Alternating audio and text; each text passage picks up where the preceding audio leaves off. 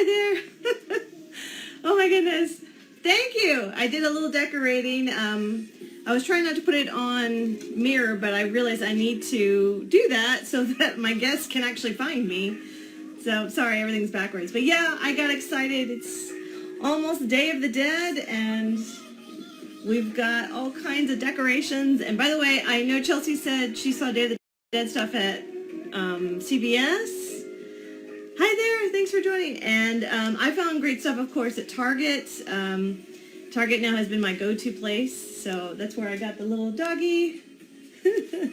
And of course, the little stuff. And Dollar Tree, oh my God, you gotta give it up to Dollar Tree. Look at this. So I'm starting my crafting things and getting everything ready. I think I want to make a new wreath for Halloween, so I'm really excited.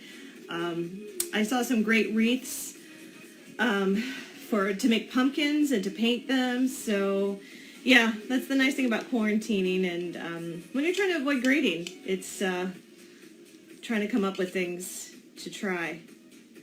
Okay, so hold on. Let's see. I'm trying to get our professor on here to join.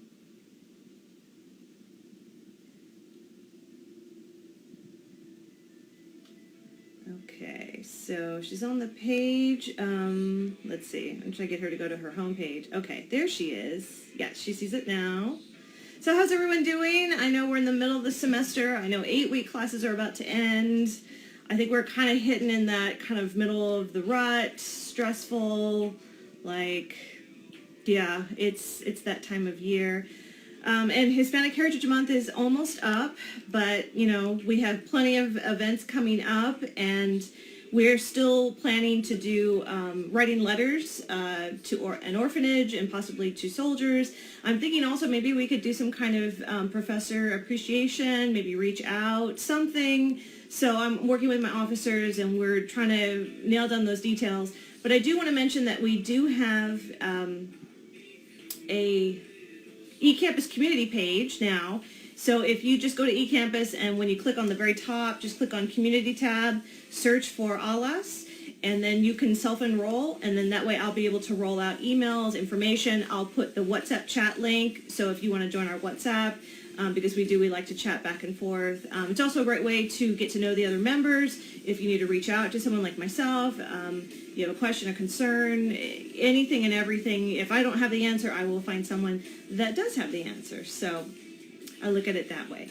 So hopefully, Professor Dr. Randle is going to join us today. I'm very excited. She is a government professor at the Richland campus, and I think she's been around about as long as I've been around, so I don't know how few the actual years. But I thought, of course, in light of, you know, we're just a few weeks away from elections, so I hopefully you're able to vote, or you've registered to vote. I know early voting starts next week. I know I make sure you do have a plan for voting.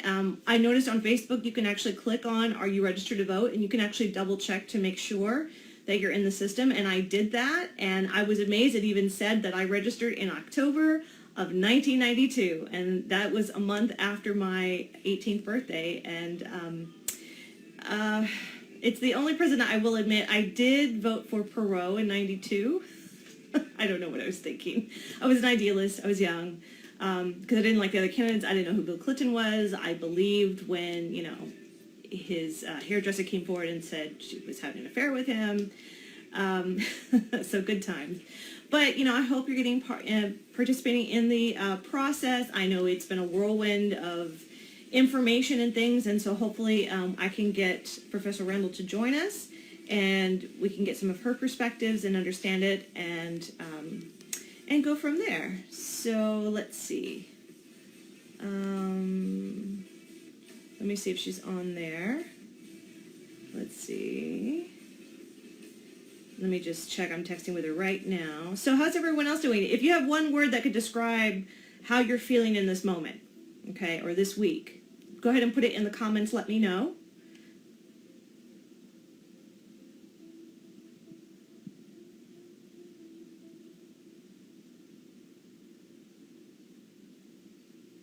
So how's everyone doing? Yep, okay. I see she's on there. Okay. So, Rolanda, you might have to go out and go back in again. And right when you come in, you should see a little thing in the menu that says hit request to join. So try that. I love this. Overwhelmed, exams, studying, homework. I love it. Professor Jonas saying self-care today. Absolutely self-care. That's where I am at as well. If some of you are following my personal account, I am very tired and very sore. I can't go into too many details, but I did not get the best news from my doctor for my annual checkup, which just means that I'm getting older and I have to take better care of myself. So don't worry, not going anywhere yet, I promise. It's kind of one of those wake up moments of, okay, if you're intending to live until you're 100, it's time to take these things seriously. And, with the quarantine, it's easy to get lax. It's easy to have too many snacks. It's easy to not exercise. So, take advice from me and make sure that you are taking care of yourself, going out for walks, eating better. And so I have returned to a workout routine, and I am very sore. Okay, so does anyone else know about how to get the request to join? I think, sorry, hold on one second.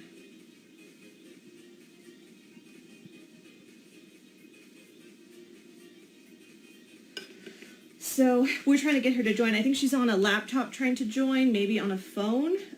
Professor Randle, if you can try that way, maybe you'll see the request. I am not sure exactly what's going on. Hi, Mons, good to see you. So self-care is very important. Getting up at the crack of dawn now to go exercise, but it's just like anything else. You have to make that effort. You have to, if I want to be healthy, if I want to be in good, and be able to have the energy and do all the things that we do, we need. Oh, okay. Professor Pam says you can't do it on a laptop. Okay, good to know. Thank you so much. So, Rolanda, if you're seeing this, okay. Let me let her know real quick.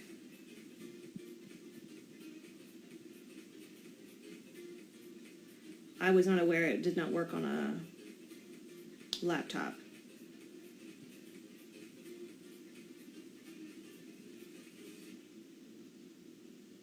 On phone or iPad.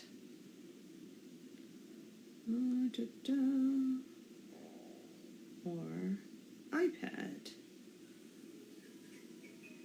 Okay. All right, so we're going to see if that works. And if not, we will figure something out. It may be a brief check-in.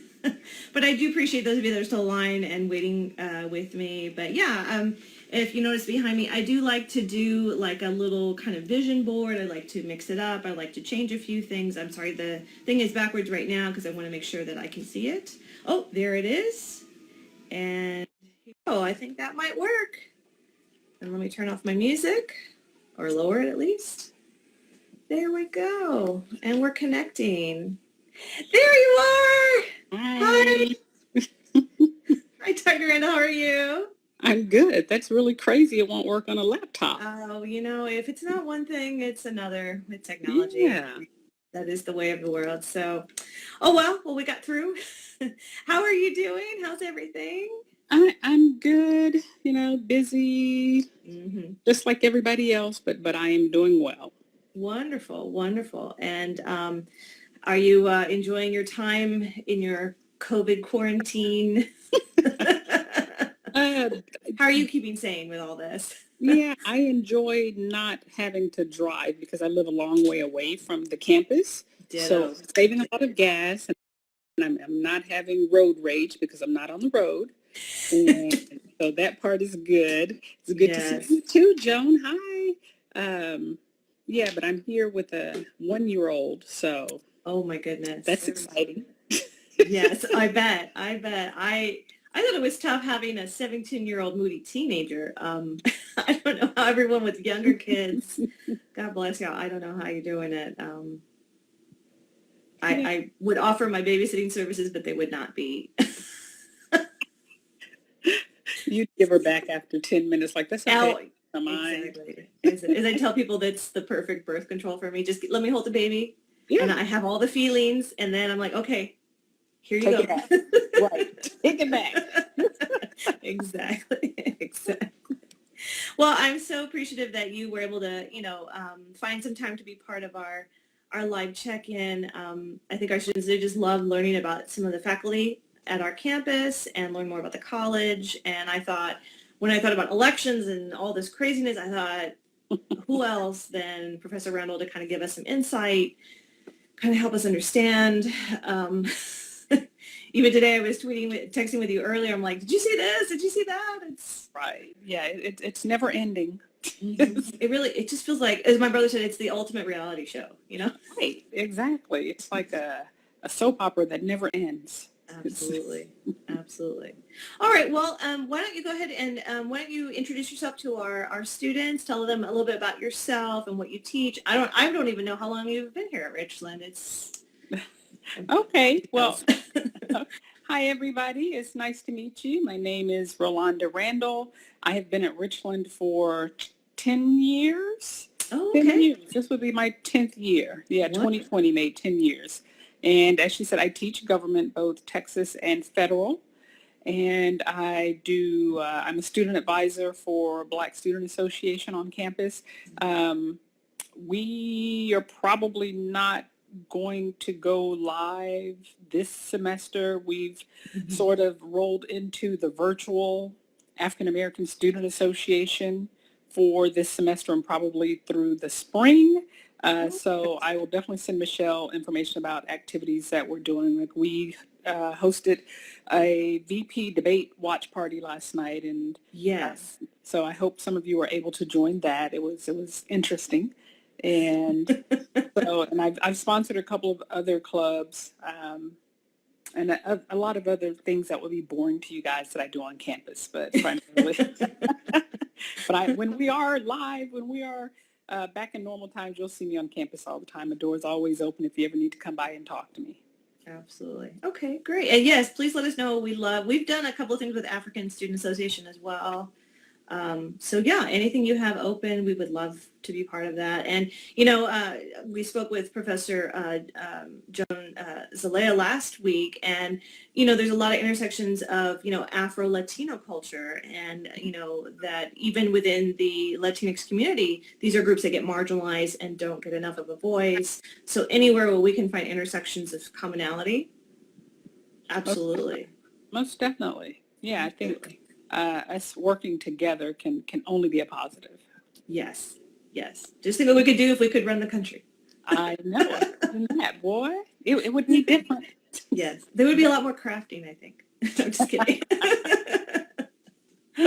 All right. So I'm also curious to tell us about, like, where did you grow up, your childhood, whatever, like I said, whatever you feel comfortable sharing. It's not like Maury Povich. We're not here to reveal secrets, but whatever you want to share. We would love to learn about you. And I don't even know if you're a native Texan or where you grew up. Okay, so I am a native Texan. I grew up, some of you may have heard of College Station. That's where Texas A&M University is. Mm-hmm. And I actually didn't grow up in College Station. I grew up in a small town right outside of College Station called Wellborn, Texas. It's probably 7 miles outside of College Station. But my elementary, junior high, middle school, and high school are all in College Station. So went to high school in College Station. I left there. Oh, more about my person. So I have three siblings. I have three siblings, 2 sisters and a brother. My brother is deceased. I'm the oldest of the 4. And yeah, we grew up in the country. I'm a country girl. Girl. I've lived in different places, but I am a country girl at heart. Love riding horses, love being outside. A lot of things that country girls do. I still like to do those things.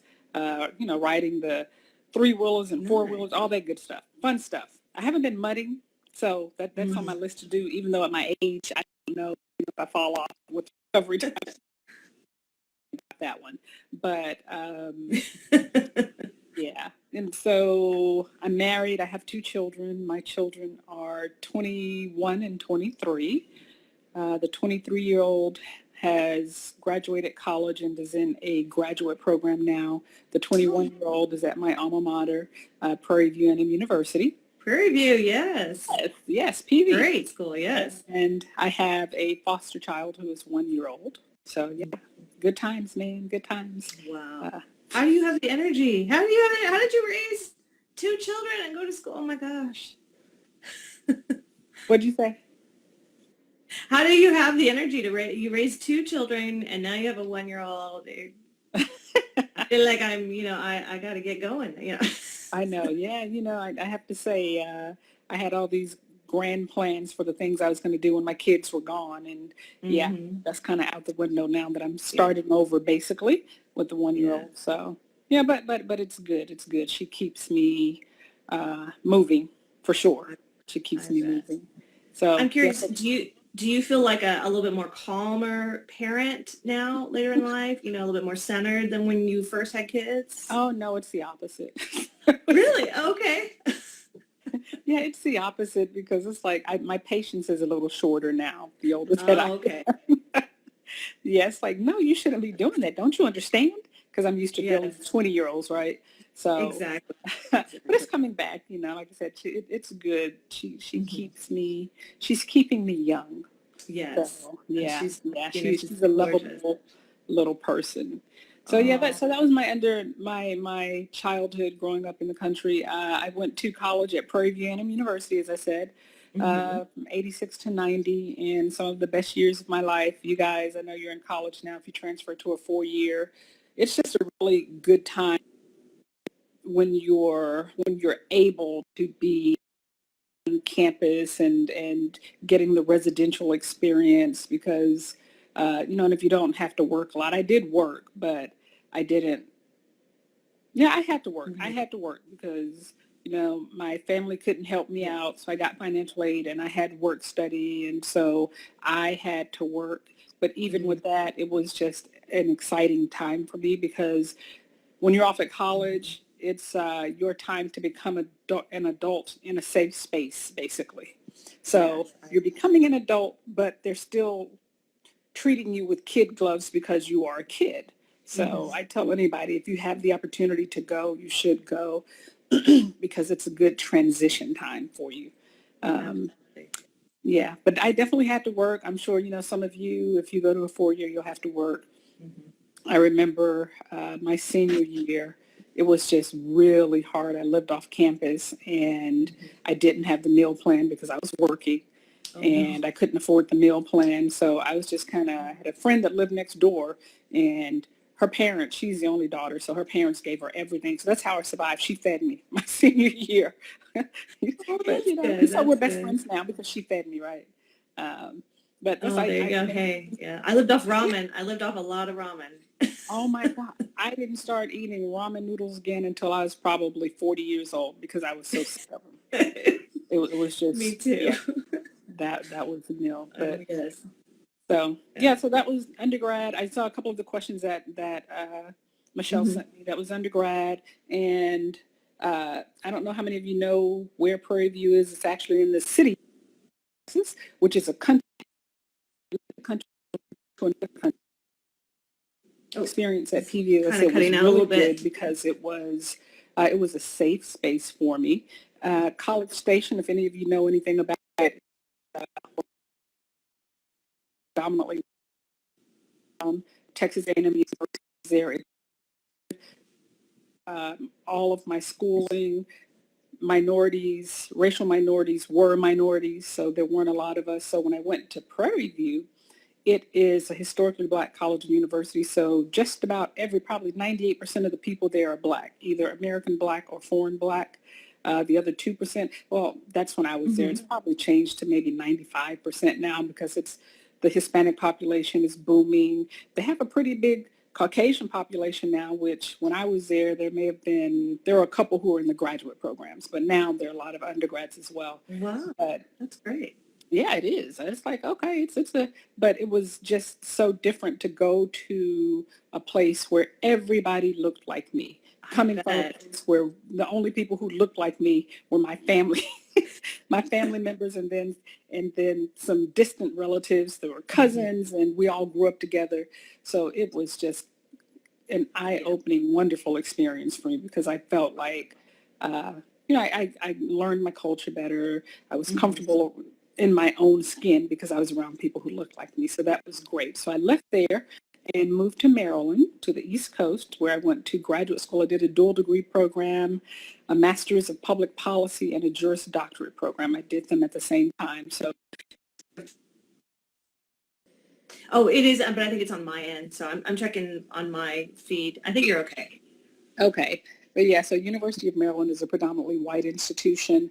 And I saw one of the questions was, if I experienced any type of racism or microaggressions. And, in graduate school, the only thing that not the only thing, but the one thing that stands out most to me when I was in graduate school, in my program, there were 4 African Americans, there were no Hispanics, maybe two Asians, and that was it. Everybody else was white. And so in the entire program, because it's just a 2-year program, it may have been total 7 African Americans. And it just so happened one day that we were all at the school one day, and we were standing outside talking because one of our deans was getting married, and she'd sent us an invitation to a bridal shower or something. And so we're all outside talking about it because she had her wedding list. If anybody's ever seen a wedding list, oh my God, she had all of these things on there. The cheapest thing was like $150. So we're graduate students. So we're like, we can't afford to buy her one. What is that? So we were talking, trying to decide, what are we going to do? We all decided we were going to go in and we were going to buy her this spoon that cost $150. Okay, so they said they heard up until you decided to buy a gift. So it was 7 people that went in for one gift? Okay, so she's going to sign out and come back in. Okay, so, but yeah, while she's waiting to come back in, I have a couple of friends that did go to Prairie View, and just everyone I've talked to, it's an amazing experience. And, I don't know that we have a historically Hispanic college, because her experience that she was talking about, mine was the complete opposite at UNT. There was hardly anyone of Latino descent. There was a club, but not exactly very welcoming, very inclusive. But, I've heard lots of good things about when you go to a historically Black college. It's a different experience, a different environment. And I like how she touched upon, college is almost like a precursor to becoming an adult. You're, like she said, it's a safe environment. You can kind of figure out who you are, and hopefully some of the mistakes you make are not too detrimental, things like that. So yeah, Professor Joan, I agree. It would be amazing to go, and I always wonder if I'd gone to a school like University of Miami, or if I'd gone University of Puerto Rico, or somewhere, where I could be around the language and more of Latinx culture. Yeah, I just think that's amazing. So, okay, so we're going to try again. Sorry about that. I appreciate you guys being patient with us. It's just technology. That's just how it goes. Hi there. Hi, is that better? Oh, yes, better. Yes. Okay. Yeah. Okay. Good. I love the background, by the way. Thank you. This is some of Dwight's artwork, his photography that he had put on canvas. Nice. Yeah. Yes. So your husband, I forgot, remind me what he teaches again? He teaches, well, he used to teach chemistry and something else, but he is now a dean. Oh, that's right. Yeah. See, I'm not even keeping up. How's he enjoying, how he's crossed over to the other side? How's he enjoying that? Yeah, he likes it. So I was like, okay, that's good. Yeah. He liked being in the classroom. He's really great in the classroom. But I think the administrative stuff, like the grading and all of that, he didn't like. So he prefers being over on the dark side. Wow. Yes. He crossed over. Well, tell him congratulations from all of us. I'm like, am I reading my emails? Am I just missing stuff? That seems to be happening to me a lot lately. I'm just like, oh, I didn't know that happened. Yeah, that's old news, Michelle. But I know it. Yes. But he also did a TED Talk at Mountain View. He did. when I was there too. So He did. I loved it. I saw his talk.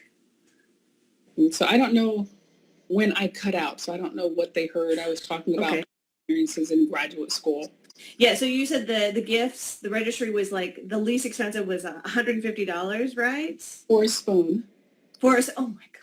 Yeah, For a that part. spoon. So 7 students go in and get 1 gift. Right. So while we're standing outside discussing that, a professor walked up to us and he says, "Hey, what are you guys doing? Planning a protest?" Or so. Oh, wow. You should have said, yeah, we're about to go to your house and protest too. I mean. Right. Yeah. So we, of course, we went to the dean and had this whole conversation about, why would you say that? And, that's the thing I'm sure that a lot of students experience just because you all happen to sit together. They say, why are you sitting with each other? Everybody sits with each other, but it's always pointed out with people of color that we're congregating. Well, no, you're congregating too. Why didn't you come join us? Why do we have to come join you? So, we got that at a fundraiser. We had an off-campus, back when we could do an off-campus fundraiser, we had a garage sale, and it's just up the road off of Coit, so it's a predominantly older white neighborhood with more Latinos moving in. And my goodness, this one lady, she came over there and she's like, "Where's your permit?" And made sure I had to basically talk her off the ledge. She was ready to call the cops and this and that. And I had to explain to her, and back in my mind, I'm like, why do I have to explain all of this stuff? And then she went on a tirade about how everyone parks their cars on the lawn and one guy's running a mechanic shop and this and that. And I'm just like, I'm just here. You're like, ma'am, that has nothing to do with us. Exactly. I said, I can't speak for them. I said, but, people do run businesses out of their home. It is not unusual. People have hair salons in their houses. People have, it was just a whole, but I think if I hadn't been there to kind of speak to her where she could understand, that was stressful. That was, I can imagine. But yeah, it happens all the time. So. But so then for, the students, a lot of things happened when I was in law school. Oh my goodness. But the one thing that always sticks out, it's really sad that it happened, and I'm sure it's still happening today in graduate programs and professional programs, because the assumption is if a person of color is in the program that you are somehow an affirmative action admit. And I don't have an issue with being an affirmative action admit, first of all, but secondly, that should not always be the first assumption. Exactly. Because with that assumption is you were not as qualified as someone else. Like, well, that's not true. And so you have to have those conversations. But the thing that stands out mostly in law school that happened, it was not a microaggression. It was overt. Somehow someone, which I think someone in the registrar's office in the law school had to have helped a student get all of the grades of all of the African-American students at the law school. And they put they put the scores, the grades, they put the LSAT scores on a big giant poster board. And so when you came in, it was just posted right there with names and oh my God. I was like, oh, okay, is this what we're doing? Which is really interesting because many of us had really great LSAT scores. So it's like, okay, what were you trying to achieve? It didn't work, but okay. Oh my God. You tried it. And so there was a big to-do about that, right? It's like, how in the world did a student get a hold of this information? It's no way that they would have had access. So I don't know whatever happened with that, but that was one of the big things. Was that back in the day when they would post the grades with your social security number? That's how you knew your grade. Like, we can't do that no more. Yeah, no, you can't do. No, they didn't do. They had the names and the grades. Wow. So we were in Maryland for about 7 years, and because my husband did his PhD at University of Maryland. Oh, okay. And that was a culture shock because when I was there, everybody was, who do you know? What's your background? What clubs were you involved in? Were you in Jack and Jill? I don't know if you guys know about Jack and Jill, but it's basically an organization for bougie Black people. Oh, no. I only know about the Southern cotillions and stuff. Yes, like that. It is kind of. Oh, is it like that? High And you society. pay Okay. dues. Yeah, you pay dues, and they do great. Don't get me wrong, they do great things for the kids. But yeah, it's like that. It's like introduce your kids to They would society. know who you're connected to. Yes, who are you connected? Oh. And one story that every time I think about it just tickles me. We went to a holiday party and they were having a dessert party for Thanksgiving, right? It's like, okay, I've never heard of that, but let's go to the dessert party. That's fine. And I'm sitting there, I'm talking to this guy, and he puts his hand out to introduce himself, and I don't know where it came from. He had a business card in his hand. He's like, whoosh. It's like, why are you giving me a business card at a dessert? Dang. So yeah, that was a culture shock coming from a country town to a Mm-hmm. city on the East Coast. But I grew to love it. It took a minute, but I grew to love it. Yeah. Then my last degree, my doctorate, which I just finished, and this is a Yes. lesson. Congratulations. Oh my goodness. And I like to share with young people. It can be a struggle if you compete against yourself. Don't compete against other people. Don't worry about what other people are doing. It took me 10 years to finish my degree. So many things happened in my life in that Oh, 10. I am still there. Yes. Yeah, I mean, things happen in life. And when I Mm-hmm. went to UTD is where I got the degree. And thank you, Okay. Joan. That school, as a graduate student, I didn't really see. I saw some microaggressions, but I didn't see any overt racism except for one time a friend and I were studying, and a lady who worked in the library came to the room where we were. How did you get in here? She was just very aggressive. Like, what do you mean? How do we get in here? We're students. Are you students? Yes, we're students. So, Oh my goodness. that was the only thing that I saw that was Mhm. overly racist, because she didn't think that we should have access to this particular part of the campus. But it's compete against yourself. If it takes you a long time to finish something, don't give up. Mhm. Keep doing it. Graduate school, for my master's, that program, I did really well, except for one class that dealt with finance, and I struggled, and I tried to get an incomplete. The instructor wouldn't let me. And I'm glad I didn't in the end. I ended up getting a B, but it was horrible, and it was hard for me. Law school I hated law school. The only reason I stayed is because I was only going to have to do 2 years instead of one. That is the only reason I stayed. I hated it. And I had three of my friends left because we knew after the first semester, this is not what we want to do. And those three left. I stayed because it's like, no, I'm already this close. I can't stop. Exactly. Probably should have left because I owe so many thousands of dollars now for something that I don't even use anymore. That's where I'm at right now with my doctorate that I had not finished, but yeah, paying Yeah, off the yeah. bills. Right. So But it seems like it taught you something, taught you some grit, and it taught you just to persist definitely. through. Definitely. I definitely would not change the experience, but well, that's not true. In hindsight, I would have gone later because I was tired by the time I got there, because I went from undergrad to graduate school to law school, and I was just burned out on school by the time I got there. And law school is super competitive, and I was just tired. I didn't have it to give. So when I went to get the PhD, in hindsight, instead of doing a master's and the JD, I should have gone directly to the PhD when I had energy. Because by the time I did my doctorate, I was married, I had 2 kids, and life was happening. Exactly. But it's done. I finished them, and I'm done with school. So I just say that to say to the students, don't give up. And if you get in something and you start something and you feel like this is not the thing for you, stop. It's okay. It's your life. It is your life. Yes. No, Well, you can't. I know the students need to hear that, but I personally needed to hear that too, because that's where I had to just walk away from my doctoral program for all those reasons that you said. And I still want to go back, but like you, I need a break. I'm burned out, and it just turned out that I got this job and loved it, and all this club. It's like my energies are in something that makes me joyful.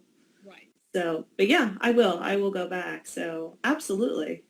Yeah, when you get ready, go Yes. back, because it's Yes. yeah, it could be such a taxing experience, if It really you're is. not ready. Absolutely. And I had a committee member who had the gall to tell me, well, you really need to not work while you're in graduate school. You need to be a full-time student. I'm like, that is a lovely bit of advice. I don't live in that world. There is no one unless I marry for money, which I was contemplating, but no, I'm not going to do that.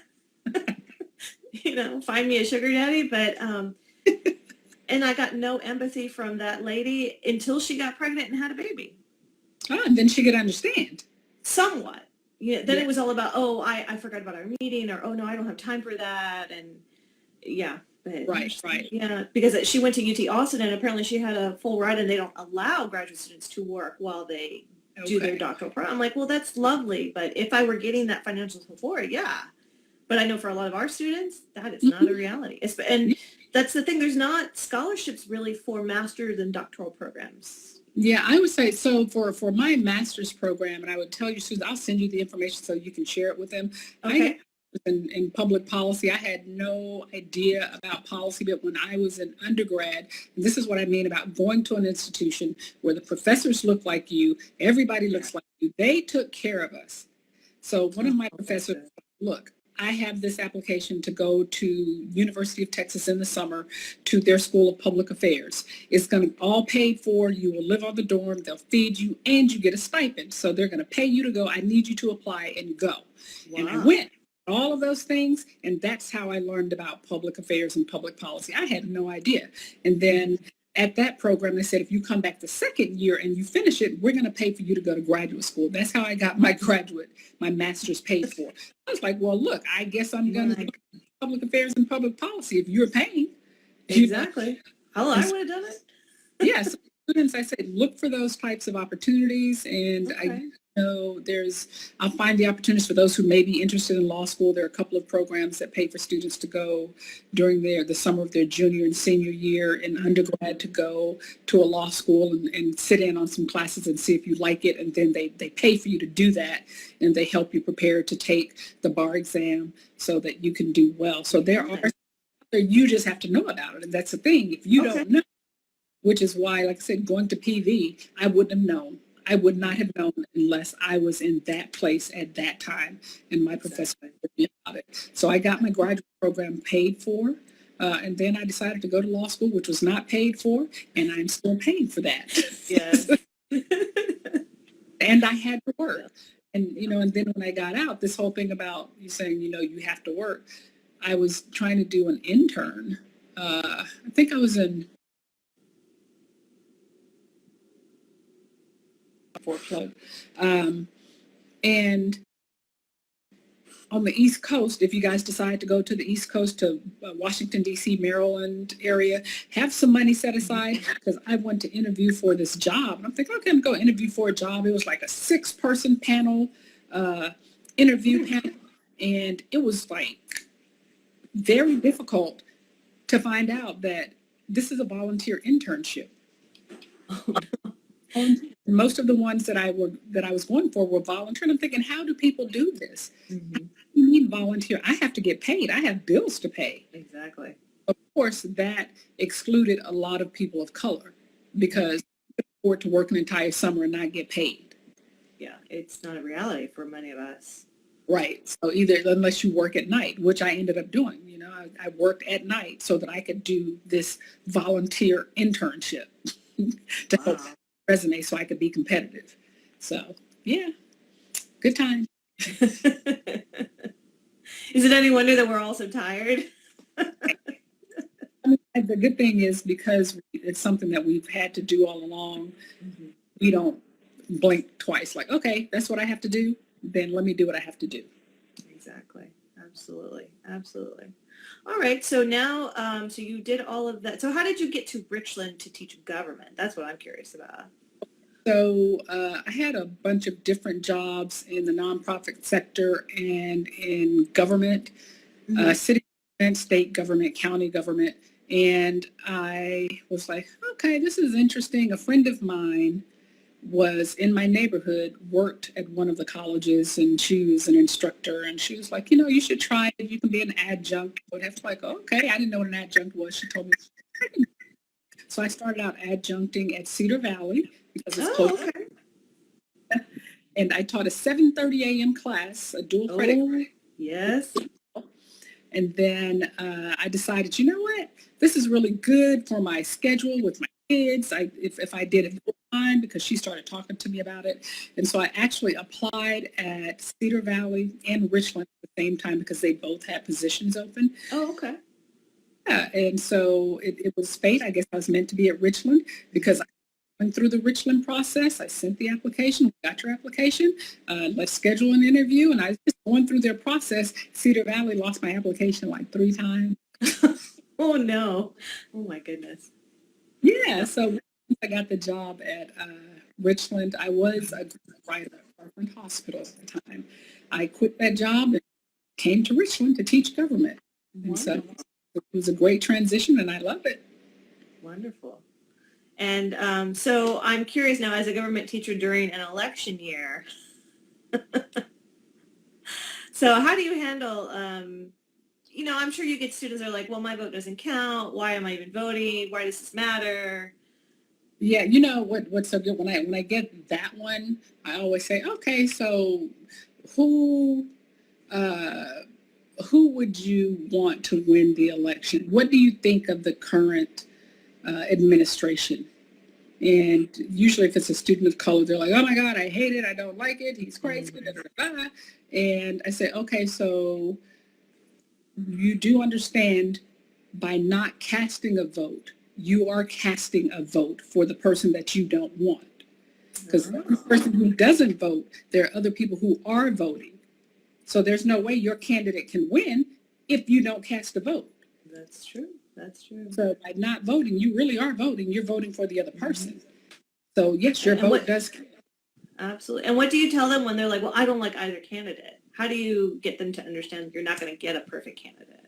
Right. So I'm saying you don't like either candidate. Well, let's think about what will happen if you get candidate A in the next 4 years and what could possibly happen with candidate B in the next 4 years. So of those two, which one do you want more? Because you're going to get one of them. So you want to cast your vote so you can get one of those two options, even though neither is optimal for you. Because it's going to happen with or without you. And without you, it's more likely that the thing that you don't want to happen is going to happen. Yeah, absolutely. Yeah. And I learned something on a live feed recently for Hispanic Heritage Month where the speaker said, think about who you're voting for, who can't vote, whose voice are you representing? And I think about my DACA students. I think about people that are here undocumented that are not considered legal citizens. Mm-hmm. And they need someone to speak for them and voice and vote and make sure that we have people in place that are looking out and helping them. Mm-hmm. So I feel like it's not just me casting a vote, it's me carrying other people that don't have that ability. Right. And, I think for the current generation, because it's like the civil rights era, it feels so removed for them. Mm-hmm. And a lot of people always say, people died so you could have the right to vote. How could you not vote? And this is like me in class. People who are in like in their teens and 20s, they're thinking, well, that's something in a history book. What does that have to do with me? Yeah, so while it is absolutely true that people died for their right to vote, we have to talk about something that is more tangible to them because they can't touch and feel that. That's something in a history book. Mm-hmm. Unfortunately. But I think, this is a good time to be able to make that connection because things that are happening now, you can see a parallel that it has happened before. And yes. People died and fought so that it wouldn't happen again. And here it is happening again, right? Mm-hmm. So, you just kind of have to make that parallel so that students today can see how what happened in the past Absolutely. Is trying to repeat. Yeah. Absolutely. Or I ask my students, do you know of anyone in politics that you feel like is representing you? Do you see yourself being mirrored, or do you see people advocating for the things that your community needs or wants? And if not, that's something to consider. Mm-hmm. But I do, as a history professor, like a lot of my students don't know about what women went through, or I should say specifically white women went through to get the right to vote, and yet women of color were still marginalized. And it's like, just for me to, and you and I to even be able to say we are professors and have education and be invited to the table. The same argument was used of, well, your husband's vote counts for you as well. And it's that same question, well, does it, Right. Yeah, it's always interesting too. Government and history intertwine so much. Oh, yes. Whenever we're talking about uh, redlining or talking about trying to make purchases, there was a time when a woman could not have a credit card, a woman could not have a bank account, a woman could not write a check. It just, and students are always like, what? Yeah, no. Yeah. No, you couldn't drive. You couldn't be out by yourself as a woman. Yeah, And it wasn't that long ago. It was not that long ago. And a lot of it changed because of the passing of the 19th Amendment. And then, that's a whole nother story. But yeah. So people fighting the right to vote, then casting a vote. So there are things happening now. In order to change it, we need to vote interest and try to change it, because that is the system that's in place. That's how it works. You have to work through the system that is in place Absolutely. And we certainly saw that after the 2016 election. Maybe not everyone was happy with who became the president, but it galvanized another generation of people to get involved in politics and to run for positions of office.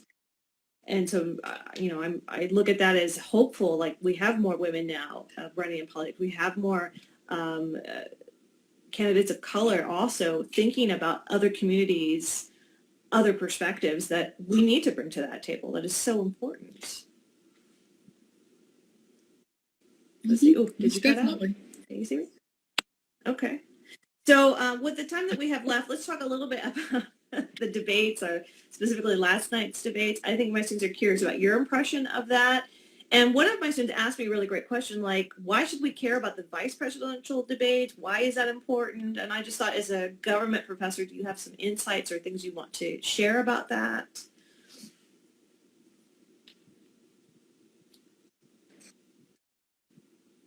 Oh, can you see me? Did you freeze up? Hello, can you hear me?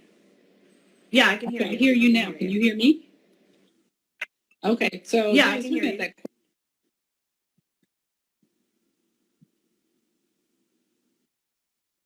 The person running for president chooses their vice presidential running mate is for a couple of reasons. One would be they're trying to find someone who is an expert in an area that they may have weaknesses. So that helps to make their ticket stronger. They need to find somebody that complements their skills and abilities that makes their ticket look strong against the opponents. And then another reason could be they're trying to get a voting block that they think they may or may not get. So they're going to get somebody who will pull that voting block with them. So for instance, when John McCain chose Sarah Palin, well, he thinks I'm going to get women, right? Like, well, you really need to vet the person that you're adding to your ticket. The soccer moms of Alaska, or no, the hockey moms of Alaska. Right. And then the person that Hillary Clinton chose, I'm not sure. I couldn't remember either. Like, who was her? Does anyone remember? The man, I don't remember his name. Isn't that horrible? Because I didn't know. I know. I feel the same way. I'm like, does anyone? Yeah. Right. It's like, and that was a missed opportunity. It's like, that was a missed. But anyway, that's. If we can't even remember who they are now. Yeah. And then, so with Donald Trump, President Trump choosing Pence, the Christian right, that is a huge voting bloc. Huge. Yes, it is. It is a huge voting bloc. Yeah. He has the support of the Christian right. So with Joe Biden choosing Kamala Harris, he probably of the two candidates was more likely to get the black vote between him and Donald Trump. But this kind of solidifies it, and he gets to pull in women because she's a great representative of women as well.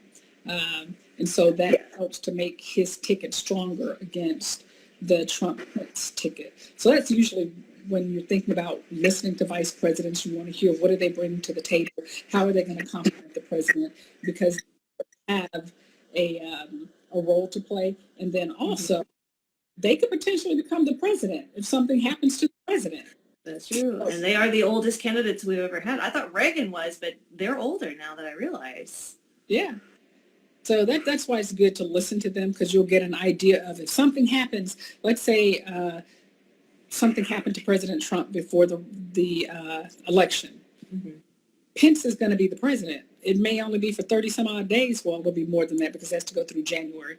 But he becomes the president.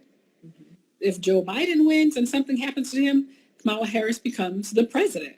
Yeah. So that's why it's important to listen to how they are representing themselves. And you know what I thought about the debate last night. It was much better than the presidential debate. Heads and tails. What I didn't like that of the questions that were asked, they probably only answered 3 or 4 of the specific questions that were posed. I did not like that at all. If you're in a debate, answer the question, and then if you want to go back, go back. Mm-hmm. So that was very frustrating for me. It's like, answer the question and don't completely ignore it. There was some that they completely ignored. It's like, okay, did she not ask that question? I like to call it's like a political dance. It's like listening to a salesman. They're very good at dancing around the thing you want them to actually answer. Right. And I grew up, my father was a businessman. I mean, he could sell you your own grandmother to you. I mean, it's, so when I hear that kind of rhetoric, I'm just like, yeah, but you're not really answering what's being asked. Right. And they want you to get pulled and distracted by all of that over there. Exactly. Yeah. And then you had the fly on the head too, you know, so I always find the comic relief. Yeah. I mean, that's their role. They're trying to sell their ticket. Mm-hmm. And I understand that. Sell your ticket, but also sell your ticket by answering the questions and selling your ticket by answering the questions. Be responsive. Learn how to work in whatever it is you want to say in your answer. Don't throw out some answer that has nothing to do with the question that was asked. It's like, what is wrong with you people? I mean, again, we got to hear some information because they weren't totally screaming over each other, even though the vice president, you know, he overtalked her a couple of times, and then a couple of times she overtalked the moderator.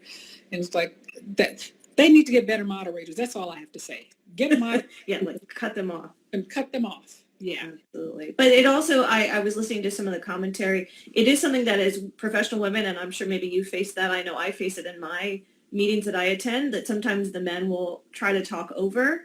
And I have learned, and I do it now. I don't even think I just interrupt people. I just cut them off. But I've had to be that way because I worked in a predominantly male field where if you don't get your voice in there, you're just going to be pushed to the side. And I see, especially with my female students, a lot of them are so quiet and reserved. And it's like, you have to fight your way in. You do. Not everyone's going to wait and say, oh, okay, well, Rolanda, what do you think? No, that's right. That's not the reality.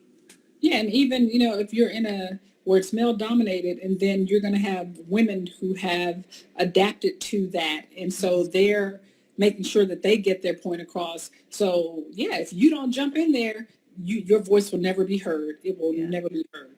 So and I always think of our predecessor, Dr. Kathy Yates, or Professor Yates.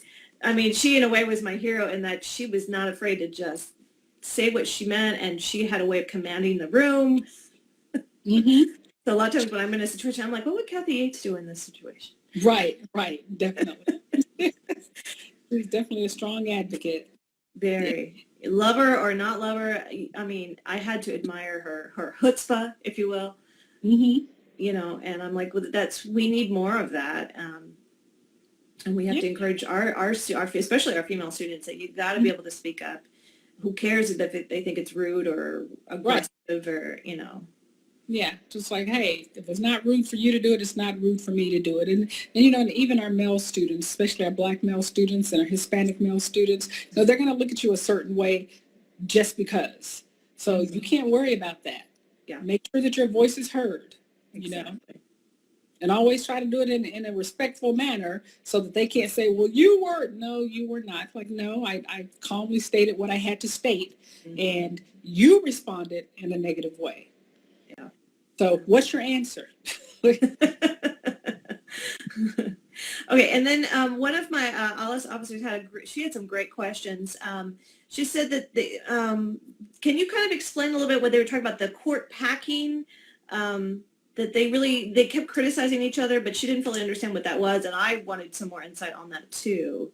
So what they're referring to, they're claiming that the Democratic Party, and therefore Joe Biden and Kamala Harris, if they win the ticket, that they are going to move to extend the number of Supreme Court justices so that they can then nominate and get passed through the Senate nomination process enough justices, liberal justices, to have more liberal justices on the Supreme Court than the Republican justices.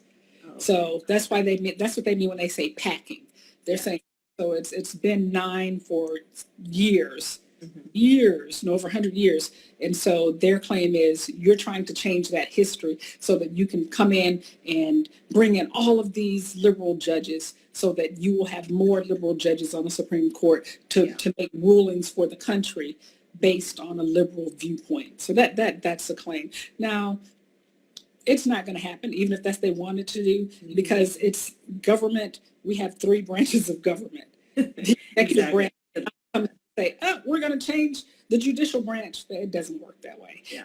Those were just good talking points. And I know from history, FDR in the 30s tried to do something like that similar, and it didn't work. You know, he kind of pushed a little too far with all the changes. So it's not unheard of in history, but yeah, good luck getting that. Yeah, but you have to get, even if they propose something like that, it has to go through Congress. And then if it makes it through Congress, somebody can challenge it and it will go to the Supreme Court. Yes. And those 9 people can say, no, based on the Constitution, this is how we read it and you can't do it. So it's a process. Yeah, it's not just Joe Biden wins and all of a sudden, we're going to add 5 more. And even if that part happened again, they'd still have to get the 5 people that he nominated through the Senate process, the Senate nomination process. They still have to approve the person. Yeah. So it's not as simple as they were trying to make it last night. Exactly. Yeah. Well, Dr. I could keep talking to you all day. I've got like maybe 40 seconds left before we get cut off. The time goes by really fast. But thank you so much for being on here and for being so generous with your time and your insights. And I hope some of my students will take your government class. Everything you're doing is just amazing. And yes, we can't wait to collaborate with you guys again. Yes, thank you so much for having me. I love working with all us. I mean, the last thing we did together, When They See Us, it was a huge success. And the students wanted to do it again. And then coronavirus happened. And so that, but I thought,